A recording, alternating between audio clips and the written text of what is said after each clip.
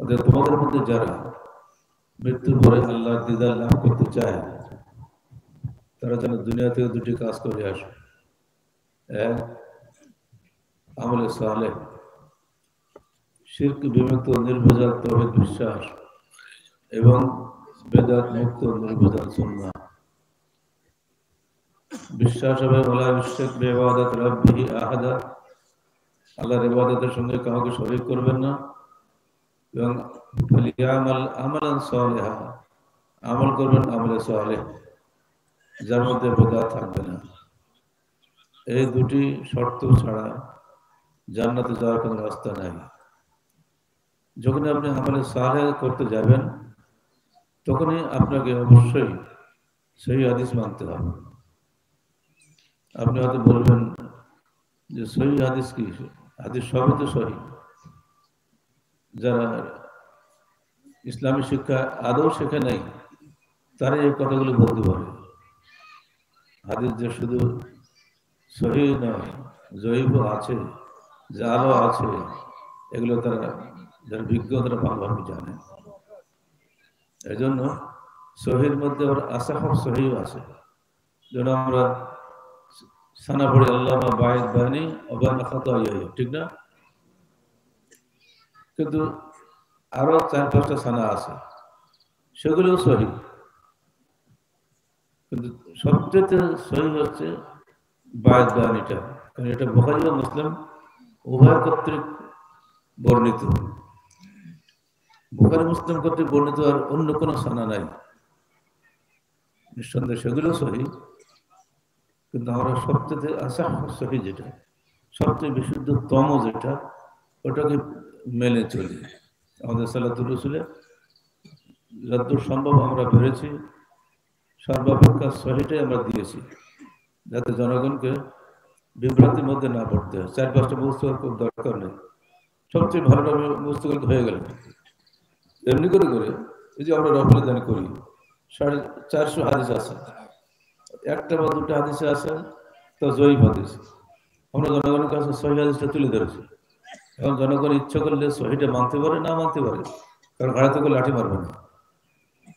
সহি হাদিসটা মেনে চলা থেকে উত্তম নয়। আমরা যখন বাজারে বেগুন কিনতে যাই, সবজি খেতে, বেগুনটা দেখি কোনটা পোকা আছে কোনটা পোকা নাই, দেখি না বলে। 2 টাকা দামের কফি কেজি এখন বগুড়ায়, আর রাজশাহীতে 20 টাকা কেজি। এই এত ছোট্ট একটা জিনিস, অল্প দামের জিনিস, সেটাও দেখি কোনটা পোকা আছে কোনটা পোকা নেই। তো আমি পরকালের মুক্তি পাবো যে আমলটা করলে, অর্থাৎ সালাত আদায় তো প্রথম, কিয়ামতের দিন প্রথম প্রশ্ন হবে সালাত সম্পর্কে। সালাতের প্রশ্ন সঠিক হলে সমস্ত আমল সঠিক হবে, নাহলে সব বরবাদ হবে। আসেন হাদিসটা, আমি সেই সালাতটা যে সহি করে পড়তে না পারলাম সারাটা জীবন, করলামটা কি? আমরা জনগণের কাছে সর্বাধিক সহিটা তুলে ধরার চেষ্টা করেছি। আমাদের বইপত্র যত রকম বই আমরা আছে, এই সমস্ত বইপত্রের একটা উদ্দেশ্য আমাদের যাতে সহি জিনিসটা তুলে ধরা যায়। আর সেই কারণে শিরক বিমুক্ত নির্ভেজাল তাওহীদ যদি না হয়, শুধু আল্লাহ আল্লাহ বললাম, এর নাম তো আল্লাহ আল্লাহ আল্লাহ বলতে পারেন ঠিকই, কিন্তু তাওহীদ নয়। তাওহীদ হবে যার জবানে, কলমে, আকীদায়, বিশ্বাসে সর্বত্র স্রেফ আল্লাহর বিধান চলে, আল্লাহর স্মরণ চলে। এই আল্লাহর এই তাওহীদটাই, যদি ইন্ডিয়া যান আপনি, সেখানে গিয়ে আপনি দেখেন দে বাবা খাজা দে দিলা দে, খাজা বা দরগা যারা যায়, আলমদের একটা গল্প আছে না, একজন যে সেখানে বলতেছে খাজা তুমি আমাকে দাও, আমার অনেক কাকতি মিনতি করে বলছে। একজন আলম সেখানে ছিলেন, উনি খেপে গেছে, মেরেছে মুখে একটা থাপ্পড়, দেয় বেটা খাজাকে দিদি পারে নাকি, ও তো মরে গেছে। তখন বলছে কি দেখেন যে মেরা খাজা कैसे, देखो मेरा मेरा खाजा कैसी कुदरत है, वो खुद भी देता है, लोगों से दिला भी देते हैं। আমার খাজার কতই ক্ষমতা, নিজেও দেয়, অন্যের পকেট থেকে দিয়েও দেয়। ওর আকিদা অনুযায়ী ঠিকই বুঝছে। ওখানে যে এই তাওহীদটা হয়ে গেছে শিরকে, ঠিক বাংলাদেশের আলেমদের কাছে এই তাওহীদটা হয়েছে কি দেখেন। বুখারী শরীফের অনুবাদ আপনাদের বোধহয় ঘরে ঘরে আছে, রশিদিয়া লাইব্রেরির বুখারী শরীফ 7ম খণ্ড 13 থেকে 33 পৃষ্ঠা পর্যন্ত পড়ে দেখবেন 167টা আরবি কবিতা আছে। 167 লাইনের মধ্যে 97 লাইন কবিতা হলে শিরকে মিশ্রিত। আপনি তো আরবি পড়তে পারেন না, অনুবাদ করতে পারবেন? বাংলা পড়ে দেখেন, অনুবাদ পড়ে দেখেন, যদি থাকে বাড়িতে আপনার। সালামুন আলাইকা মিন আজিজিল হক, সালামুন আলাইকা মিন আজিজিল হক আতাকুম বিন গায়রি উদ্দাহ গারাকতু ফি বাহরি যুনুব ফাখুয বিয়াদি আনতাল করিম খুয বিয়াদি। আরবিতে বললাম, কবিতা দুটো লাইন শুনলাম। আমি এসেছি হে আল্লাহর রাসূল তোমার দরবারে হজের সফরে, তোমাকে সালাম জানাচ্ছি। এসেছি বিন গায়রি উদ্দাহ, কোন রকম পাথর ছাড়াই। আমি গারাকতু বাহরিল জুনুবে, গুনাহের সাগরে ডুবে আছি। খুয বিয়াদি আনতাল করিম খুয বিয়াদি, অতএব আমাকে তুমি হাত ধরে উঠাও, হে দয়ালু আমাকে হাত ধরে উঠাও। এবার আপনারই বলেন, এটা কি শিরক হবে না? শিরক তাওহীদ হবে। যিনি লিখছেন তিনি বাংলাদেশের অদ্বিতীয় আলেম। বুখারী শরীফ অনুবাদকে যাচাই মানুষ করতে পারে? হ্যাঁ, বাস্তব। বাড়ি যেয়ে কিতাব খুলে দেখেন। আল্লাহ পাক আমাকে কারাগারে নিয়ে গেছিলেন, সেখানে বসে এগুলো পড়ার তৌফিক হয়েছে আমার। নাহলে এসব বই তো আমার বাড়ি থাকার কথা না। আমি ওই খণ্ডটা কিনে রেখে দিচ্ছি বাসায়, যদি কেউ চ্যালেঞ্জ করে আমি দেখাতে পারবো। ওটা হলো ইন্ডিয়ান তৌহিদ, দে বাবা খাজা দে দিলা দে। এটা হলো বাংলাদেশি তৌহিদ, খুয বিয়াদি ইয়া কি বলে ওটার নাম, মিন আজিজিল হক। আজিল হকটা কে চিনেন? চিনতে বাদ থাকার কথা না, তারা জ্ঞানী মানুষ। তার ছেলের নাম কি বলতে পারেন? সর্বনাশ, তা তো সবাই জেনে ফেলছেন আপনারা, লুকানো গেল না। এরা যদি কখনো বাংলাদেশের ক্ষমতা যায় তো সবার আগে আপনার খুয বিয়াদি করবে, আপনার হাতটা আগে ধরবে, বেটা আহলে হাদিস ঢোকো কারাগারে। কথা বলছে আলমবেরা নারাজ হবেন না, এগুলি একবারে বাস্তব। শিরকের এই যে ব্যাখ্যা, এটাকে আল্লাহ রাসূল দিয়েছেন, আপনারা বিশ্বাস করেন? তিনি আরবদের শিরক থেকে কিভাবে মুক্তি দিলেন? কুলু লা ইলাহা ইল্লাল্লাহ তুফলিহু। আর আরবরা কি বলল? সমস্ত ইলাহ বাদ দিয়ে একটা ইলাহ ধরবো, হতেই পারে না। আজাল আলাহ ইলাহা ওয়াহিদা ইন্না হাযা লা শাইউন ইউরাদ। কি বলে মোহাম্মদ? এতগুলো ইলাহ আমাদের থাকতে, 360 দেবদেবী থাকতে, ওখানে বলে একটা ইলাহর অনুসরণ করো, তাহলে হবে। সেই মদিনার, সেই মক্কার সেই তৌহিদ আর বাংলাদেশের তৌহিদের পার্থক্য কি হলো? সেখানে মূর্তি পূজা ছিল, এখানে মূর্তির বদলে কবর পূজা আছে। মূর্তি শুনতে পারে না, বুঝতে পারে না, বলতেও পারে না, শোনাতেও পারে না। কবরে যিনি আছেন তিনি মৃত, তিনি শুনতেও পারেন না, শোনাতেও পারেন না। মূর্তি আর কবরের ফারাকটা কি? একই হচ্ছে না? এই কথাটা বলে তো আপনি নারাজ হয়ে যাবেন। আগামীকাল কি আমাদের প্রোগ্রাম ছিল সিলেটের দরগা পাশেই তো না, আমার তো অপরাধ হয়ে গেল। সেখানে পুলিশ কমিশনার বাহাদুর না করে দিয়েছেন যে না, ওনারা আসলে তো আমাদের সব নষ্ট হয়ে যাবে, অবস্থা খারাপ হয়ে যাবে। মানে আকীদায় ঘা দেওয়ার কোনো কথা বলা যাবে না। অথচ মুখে বলা হচ্ছে বড়াই করে আমরা গণতন্ত্র প্রতিষ্ঠা করার জন্য জীবন দিচ্ছি। আচ্ছা আপনি বলেন, গণতন্ত্র প্রতিষ্ঠার জন্য শুধু বিএনপি কালকে বলেছে আমার 550 কর্মী নিহত হয়েছে, এর একটাও কি জান্নাতে গেছে? কোন আছে হাদিস কোরআন যে গণতন্ত্র প্রতিষ্ঠায় নিহত হলে জান্নাত যাবে? পারলে একটা দেখেন তো আমাকে, পানকে কোথাও। গণতন্ত্র মানে কি? জনগণ অধিকাংশ রায় চূড়ান্ত। এই 10 জন লোক এক জায়গায় ভোটাভুটি করলো, 6 জন একটা কথা বললো, ওইটা গণতন্ত্র।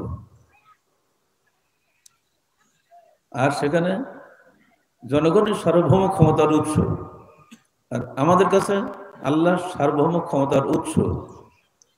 তাদের কাছে জনগণের রায় চূড়ান্ত, আর আমাদের কাছে ওহীর বিধানে চূড়ান্ত। ওহির বিধান বলছে সুদ হারাম, গণতন্ত্র বলছে সুদ না হলে চলবে কি করে। 53 বছর বাংলাদেশ স্বাধীন হয়েছে, এখন পর্যন্ত এদেশের অধিকাংশ লোক মুসলমান। এখন বলা হচ্ছে 92%। এত মুসলমানের মূল আকীদা হলো ইসলাম, তাই না? ইসলামী বিধান তো চলবে এই দেশটাতে, এ তো জিজ্ঞেস করা লাগে না কারোর কাছে। কিন্তু 53 বছরে একটা সরকারও ইসলামী বিধান মোতাবেক দেশ চালাইছে? কেউ চালায়নি। আর ইসলামের নামে যারা দেশ চালানোর জন্য ভোট নিতে চাচ্ছেন, তারা ওই গণতান্ত্রিক রাস্তা দিয়ে ইসলাম কায়েম করার জন্য চাচ্ছেন। গণতন্ত্রের লাইন একদিকে, ইসলামের লাইন আর একদিকে, দুই দিকে গেলে তো হবে না। তো ফলে তারা কিছু করতে পারেননি। তাদেরকে এত বলা সত্ত্বেও যে বাবা ইসলাম কায়েম হবে ইসলামী তরিকায়, ইহুদি নাসরাদের তরিকায় ইসলাম কায়েম হবে না, কিন্তু এ কথা কেউ বুঝতে রাজি না। কারণ ইহুদি নাসরাকে খুশি করে কোন ইসলাম কায়েম হবে না, হয়নি, কোনোদিন হতে পারে না। ইহুদি নাসরা মুসলমানদের শত্রু। আল্লাহ পাক পরিষ্কার বলে দিয়েছেন কোরআনের মধ্যে, ওয়ালান তারদা আনকাল ইয়াহুদ ওয়ালান নাসারা হাত্তা তাত্তাবিআ মিল্লাতাহুম। কোশ্চেন কালেও তোমার উপরে খুশি হবে না ইহুদি নাসারারা। ইসলাম কায়েম করার জন্যই তারা বলবে, এবং ইসলামে কায়েম হবে ইসলামী খেলাফত রাষ্ট্র ব্যবস্থার মাধ্যমে, গণতান্ত্রিক রাষ্ট্র ব্যবস্থার মাধ্যমে নয়। এর সঙ্গে আপোষ করেনি। আমরা তো অভিনবতার সঙ্গে আপোষ করতে পারি না। বাংলাদেশি শিরিক, ইন্ডিয়ান শিরিক আর ওই মক্কা মদিনার শিরিক আসমান জমিনের পার্থক্য। মক্কা মদিনার শিরিক ছিল বটে, কিন্তু তারা তৌহিদের সঙ্গে আপোষ করে নাই। আল্লাহ রসুল তৌহিদের সঙ্গে শিরকের সঙ্গে আপোষ করে নাই। আর আমরা আপোষ করে, শিরকের সঙ্গে আপোষ করে শিরকে উৎখাত করতে চাচ্ছি, ফলে আমরা ব্যর্থ হচ্ছি। আমরা জনগণের কাছে এটি বলতে চাই যে আহলে হাদিস আন্দোলন বাংলাদেশ তার সার্বিক জীবনে পবিত্র কোরআন ও সহিহ হাদিস অনুযায়ী জীবন গড়তে চায়। তবে হ্যাঁ, আপনারা সংখ্যাকে গুরুত্ব দিচ্ছেন বেশি, অথচ ইসলাম সংখ্যাকে গুরুত্ব দেয় না। আল্লাহ রসুল বলছেন, বাদা আল ইসলাম গরিবান সাইয়াউদু কামা বাদা। ইসলাম এসেছিল গুটি কয়েক মানুষের মাধ্যমে না প্রথম দিকে? যেদিন ওমর মুসলমান হলেন মাত্র 40 জন। চিন্তা করতে পারেন, মাত্র 40 জন, কত কম। যদি বলা হতো সংখ্যার ভিত্তিতে ইসলাম কায়েম হবে, তাহলে জীবনের সংখ্যার ভিত্তিতে কায়েম হতো না।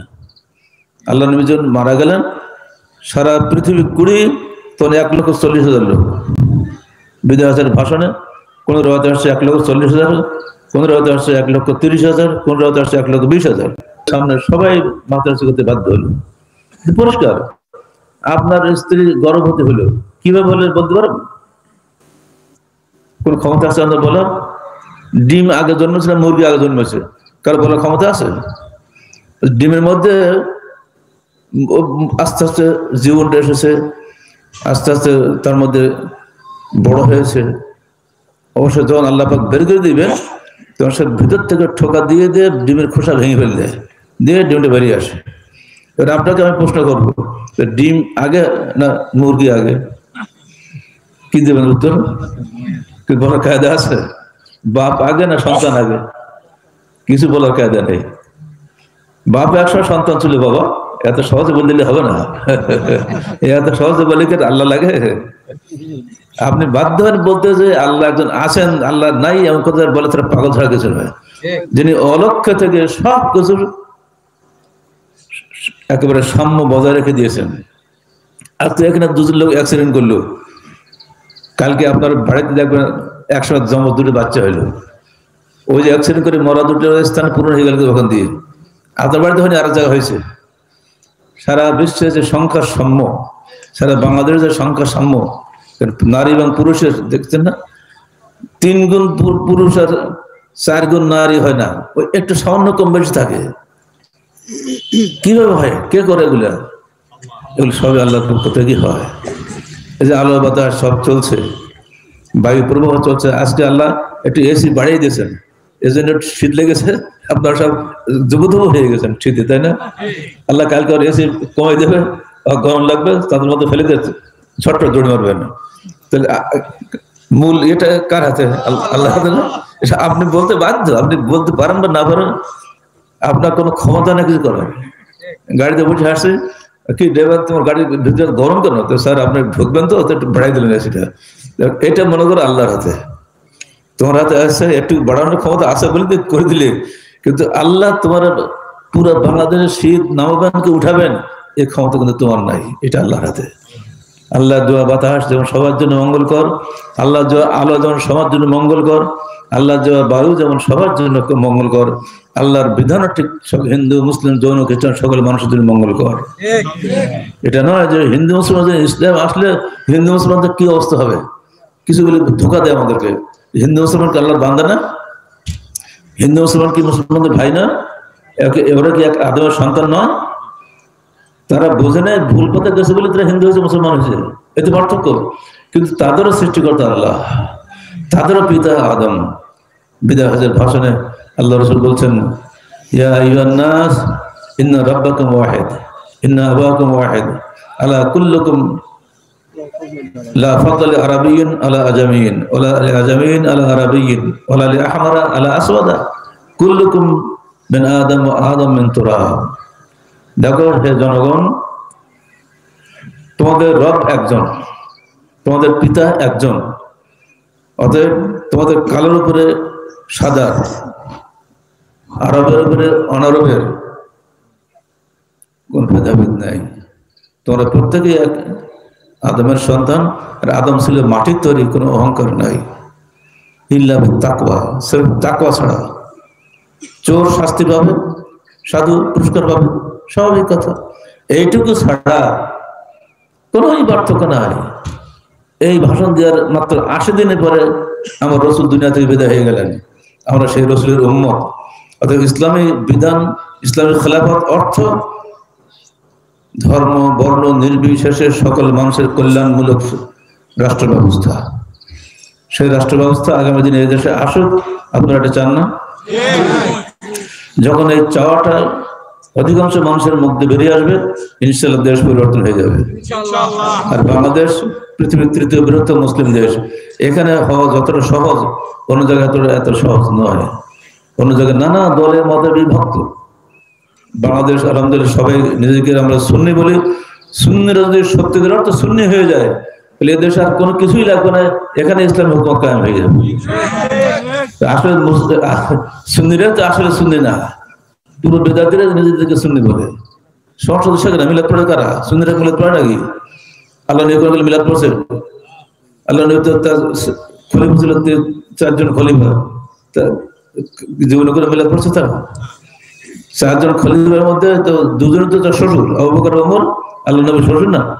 আর ওসমান আলী তার জামাই না? তারা তো একটু করলে তো শ্বশুর জন্য একটা মিলাদ পড়ি, বা জামার জন্য দুটো মিলাদ পড়ি। আমাদের এমন সুন্নি আমরা মিলাদ নালে আমাদের পেট ভরে না। এখন মিলাদ অনেক কমে গেছে, খাওয়া অনেক কমে গেছে। এগুলো কেন করবে? লাভটা কি? সেটা মানুষটা গরম করে পয়সা কামাই করা। সবাই তো চোটটাট কি ছিল আগে, যখন আমরা আমাদের সাংগঠনিক জীবনে প্রথম দিকে সবাই তো অত্যাচার ঢাকা যাচ্ছে না। আর এখন সবাই তো প্রায় উঠেই গেছে, আপনার উঠেনি। কিন্তু সব কিছু আমাদের প্রচেষ্টার মাধ্যমে হয়েছে, আপনার মধ্যে হয় না।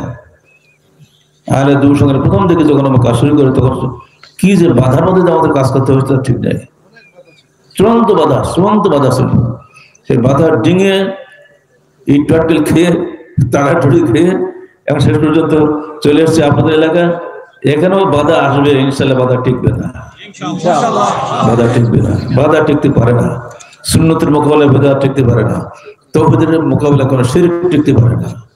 পবিত্র কোরআন এবং সহিহ হাদিসের বিশুদ্ধ আলো যখন জ্বলবে, তো সব ঠান্ডা হয়ে যাবে। এই যে মাদ্রাসা আপনারা করেছেন, অত্যন্ত নেকির কাজ করেছেন। মাদ্রাসা দারুল আরকামের অনুকরণ যদি করতে পারেন, সির্ফ কোরআন এবং সুন্নাহ পড়াশোনা হবে। আমাদের হাদিস ফাউন্ডেশন শিক্ষা বোর্ডের সিলেবাস যেটা আমরা দিয়েছি, সারা দেশে চলছে এখন আলহামদুলিল্লাহ। এটা যদি আপনারা চালাতে পারেন, দেখবেন খুব দ্রুত পরিবর্তন আসবে। সন্তান যখন এসে বাপকে বলে, আব্বা আপনি মিলাদ পড়েন, একে আল্লাহ নবী পড়েছে, তখন বাপ লজ্জা পাবে না? ছোট্ট বাচ্চা যদি বলে, মা তুমি যে ভাত খাওয়া দিচ্ছ, তো বিসমিল্লাহ বলেছিলে খাওয়ার আগে, মা লজ্জা পাবে না? আমার তো মনে পড়ে, প্রথম মহিলা সংস্থা করি আমি 1983 সালের 23 নভেম্বরে রাজশাহীর চাঁপাইনবাবগঞ্জে একটা গ্রামে কনসার্টে তো আমি যখন বক্তব্য দিতে উঠি তখন আমাকে একজন বলল, স্যার মহিলারা আসতেছিল, ছেলেরা ঢিল মেরেছে। তো আপনারা বুঝতেই পারছেন, রাগ হয়ে গেলে বক্তব্য জোর হয় না। 2.5 ঘন্টা থেকে 3 ঘন্টা বক্তব্য করলাম সেদিন। আর আমি বলে আসলাম, আগামী বছর আমি আবার এখানে আসবো, এই মাঠে আমি কমপক্ষে 2000 বোরকাওয়ালা মহিলা দেখতে চাই। ঠিকই পরের বছর সেই সময় গেছি, ওই মাসে 2500 মহিলা বিল দিয়ে, আইল দিয়ে, সমস্ত মাঠ দিয়ে আসতেছে, একই ড্রেস পরে। সে দৃশ্য একটা ফেরেশতার মতো এখনো পর্যন্ত হাঁটতেছে আমার। চাইছিলাম 2000 হয়ে গেছে 2500। তো চেয়ারম্যান সাহেব বলছে, আপনি কি কোন মন্ত্র জানেন? আমি কেন? আপনি থাকেন রাজশাহী, প্রায় 100 কিলোমিটার দূরে, এইখানে এই পরিবর্তন হলো। এই সেতারা, এই জাকেরা, এই তাসলিমা, এরা কোথায় ছিল? আপনি নাম ধরে ডাকছেন, এই জাকেরা তুমি দর্শক কোরআন দাও, এই তাসলিমা তুমি দর্শক হাদিস দাও। ওরা দিব্য দর্শক কোরআন দিচ্ছে, দর্শক হাদিস দিচ্ছে দরবার থেকে, আমরা শুনছি, আমরা করলামটা কি সারা জীবন? আমি না বললে আমি কি করবো? আপনার করেন আপনাদের টেকনিকে, আপনাদের টেকনিক আলাদা, আপনার ক্লাসে যেয়ে বসতে হয়, আর আমার তো ক্লাস লাগে না। আমি এখান থেকে যে সিলেবাস দিয়েছি, সিলেবাস অনুসরণ করে সেগুলো পড়ে পড়ে ওরা নিজেরা তালিম বৈঠক করে। যার যার মহিলাদের বাড়ি ঘর আছে না, একজনের বাড়িতে যদি 10টা মহিলা বসে, সমস্যা কি? আলাদা স্কুল কলেজ লাগবে না। সংগঠনের যে আমাদের তালিম বৈঠকগুলো হয়, এগুলো যদি আপনারা মহিলাদের মধ্যে চালু করেন, পুরুষরা পুরুষদের ঘরে বসবে, মহিলারা মহিলাদের ঘরে বসবে, সেখানে একটা মহিলা যদি গড়ে ওঠে, ইনশাল্লাহ সমাজ গড়ে উঠবে আস্তে আস্তে। আলাদা বিল্ডিং করা কত সময় লাগে না। এখন মাদ্রাসাগুলি লাগছে কেন? ছেলেদের সংখ্যা বেশি, বাচ্চাদের সংখ্যা বেশি এখন হয়ে গেছে। তাদেরকে এনে এক জায়গায় শেখাতে পারলে পরিবেশ পায়, পরিবেশে মানুষ গড়ে।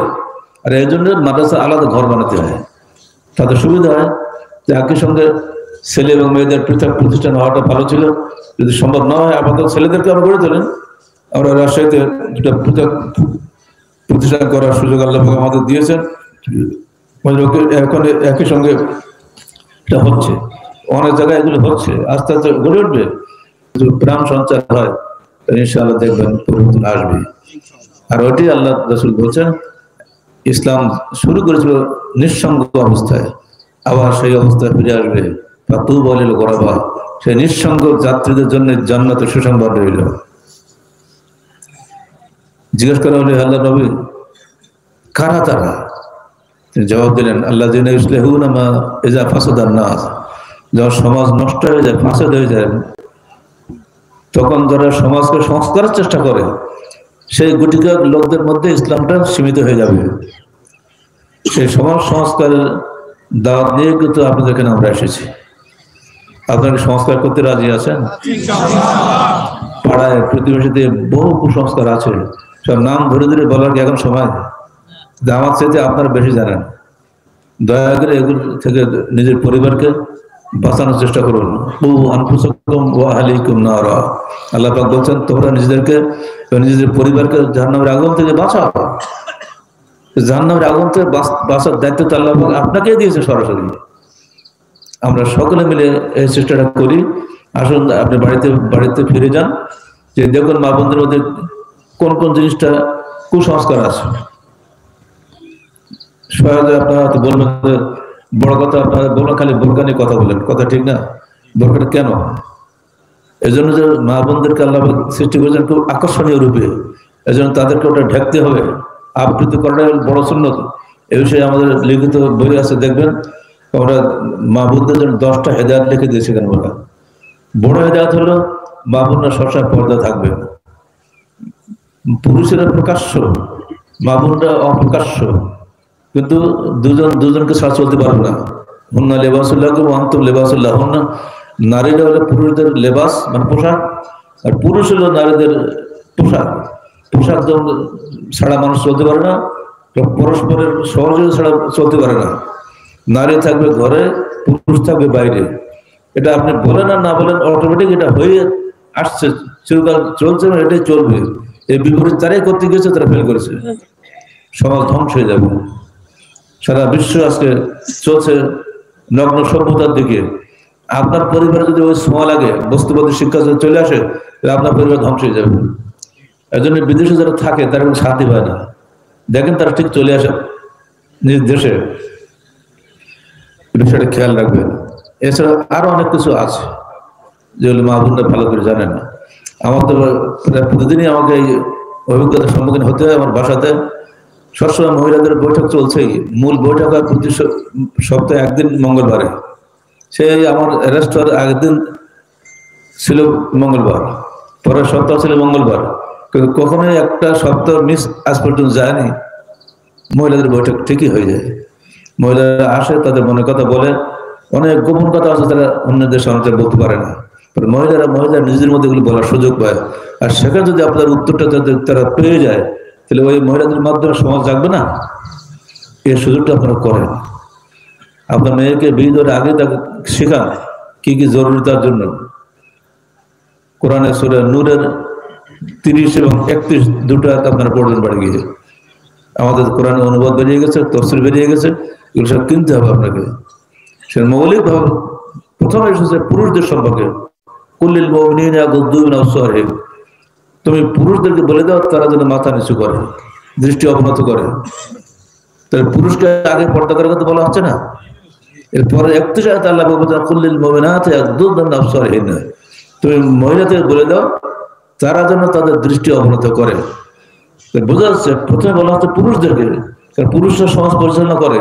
পুরুষ যদি বেহায়া হয় তার বউ বেহায়া হবে। পুরুষ যদি বেহায়া না হয়, আগে আল্লাহ পুরুষদের ধমক লাগাছে।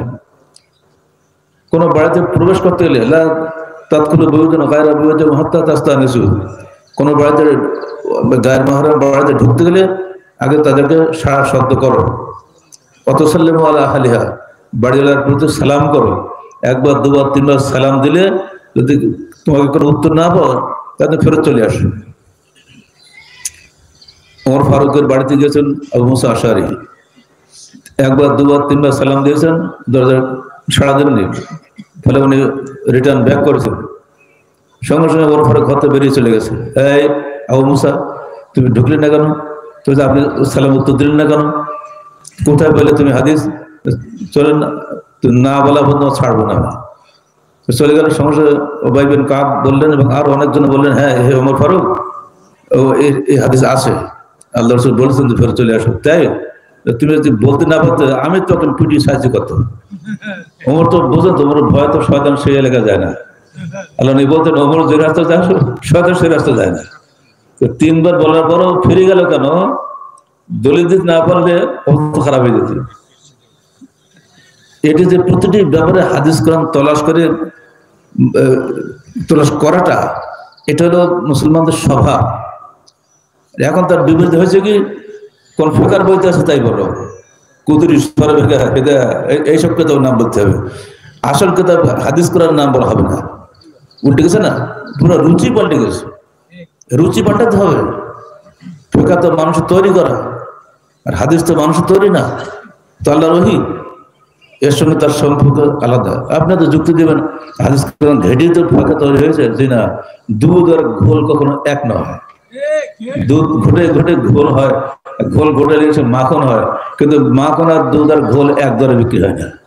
দুধ খাঁটি, অতএব আপনি ওখানে চলে যাবেন। আল্লাহ রাসূল আপনাকে বলে নাই যে তুমি এই দুটি বাদ দিয়ে আর দিয়ে চলে যাবে। কোরআন সুন্নাহ বলা হয়েছে। মৃত্যুর সময় তিনি ওসিয়ত করে যাচ্ছেন যে আগামী বছর হয়তো আমি তোমাদের সঙ্গে হজ করতে পারবো না, তবে আমি তোমাদেরকে বলে যাচ্ছি তারাক্তু ফীকুম আমরান লান তাদিল্লু মা তামাসসাকতুম বিহিমা কিতাবুল্লাহ সুন্নাতুন নবিহি, আমি রেখে এসেছি তোমাদের কাছে দুটো যে বস্তু, যতদিন তোমরা এই দুটি বস্তু আঁকড়ে থাকবে ততদিন তোমার পথভ্রষ্ট হবে না। তিনি বলেন তিনটা বা চারটা বলেন। দুর্ভাগ্য এগুলো পরবর্তীকালে মোল্লা আলী কারি হানাফি, আল্লামা তিবি ইরাকি এবং আমাদের নূর মোহাম্মদ আজমি, যারা মিশকাত অনুবাদক, যারা লেখাপড়া জানেন তারা সবাই এদের নাম জানেন। তিবি এসে ব্যাখ্যা করলেন এর অর্থ সুন্নাতে আদেলা, অর্থ হচ্ছে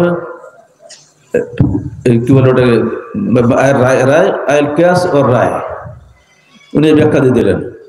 তার অনুকরণে পরবর্তীকালে এসে মোল্লা আলী কারি হানাফি একই ব্যাখ্যা দিলেন। তার অনুকরণে বাংলাদেশের নূর মোহাম্মদ আজমি মিশকাত অনুবাদ করার সময় তিনিও ঠিক একই ব্যাখ্যা দিলেন। তিবির মতন বড় জ্ঞানী আলী কারি হানাফি সাহেব মেকাতের যিনি লেখক, তাদের মতো জ্ঞানীরা যদি এই ভুলটা করে থাকে আমাদের কি করার আছে বলেন?